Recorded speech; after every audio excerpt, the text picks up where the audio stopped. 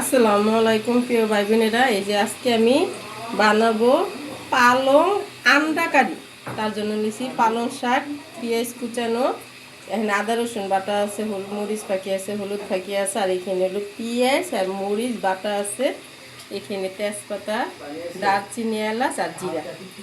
এই যে ডিম সিদ্ধ করে বাচ্চা, এই যে পালং শাকটা আমি সিদ্ধ দিয়ে নেব। এই যে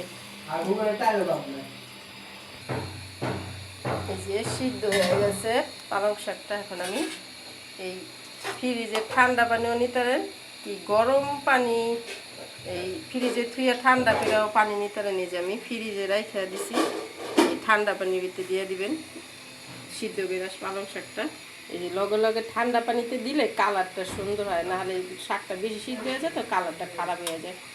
ডিম দিয়ে ভাজার জন্য তেল দিয়ে দিছি, হলুদ থাকি,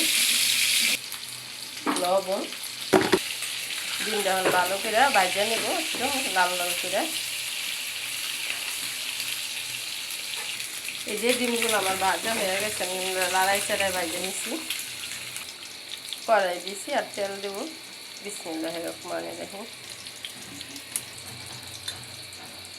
এই যে এখানে আছে তেজপাতা, জিরা, এলাচ আর দারচিনি। দিয়ে দেব পেঁয়াজ।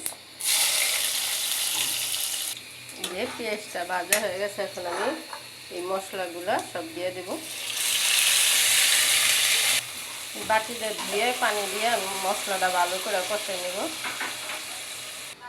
এই যে ব্লেন্ডারে দিয়ে দেব এখন পালং শাকটি, আর হইলো ধনিয়া পাতা, কাঁচামরিচ। দেখুন মশলাটা কত সুন্দর কষানো হয়েছে মাশাআল্লাহ দিলে। এই মশলাগুলো অনেক ভালো করে কষাই নেবেন। তা ডিমটা দিয়ে আর পালং শাকের পিরিয়ডটা দিয়ে বেশিক্ষণ রাখা যায় না, আর বেশি পানিও দিবেন না। এই যে মশলাটা মানে একদম সুন্দর করে কষানো হয়ে গেছে দেখুন। এখন আমি এই যে পালং শাকে আর ধনিয়া পাতার পিরিয়ডটা দিয়ে দিব। দেখুন কালারটা কি সুন্দর হয়েছে মাশাআল্লাহ দিলে। দেখুন একবার তো ওই মশলাটা কষাইছি ভালো করে, এখন এই মশলাটা এই যে ভালো করে কষাইছি, তেল ছেড়ে দিছে। এই যে ডিমগুলো দিয়ে দিলাম। দেখুন সবুজের ভিতরে হলুদ কত সুন্দর দেখা যাইতেছে। দেখুন সবুজের ভিতরে হলুদটা কিরকম ফুইটা উঠছে, দেখতে কি ভালো লাগতেছে, খাওয়ার তো। দেখুন আমার ডিমের এই তো পালং আন্ডা কারি হয়ে গেছে। দেখুন কত সুন্দর সুন্দর দেখা যায় মাশাআল্লাহ দিলে। এই যে আমার পালং শাকের আন্ডা কারি কত সুন্দর দেখা যায় মাশাআল্লাহ দিলে। যদি ভিডিওটা ভালো লাগে লাইক শেয়ার সাবস্ক্রাইব করেন। আল্লাহ হাফেজ।